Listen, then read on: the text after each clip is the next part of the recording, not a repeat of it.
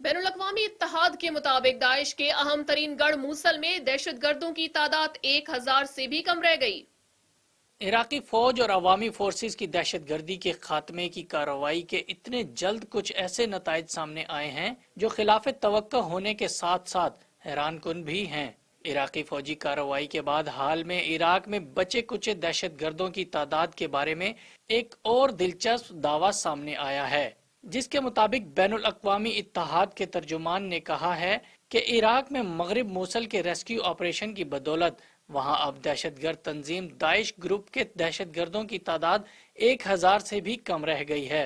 मूसल में Iraqi forces Daesh के खिलाफ एक इंतहाई सख्त जंग लड़ चुके हैं। उन्होंने मजीद कहा कि पिछले माह मूसल के मगरिब में हमले के वक्त दाइशी दहशतगर्दों की तादाद 2000 के करीब थी, ताहम अब हम यकीन रखते हैं कि वो 1000 से भी कम रह गए हैं, जिनमें कुछ मारे गए और कुछ राह फरार इख्तियार कर चुके हैं।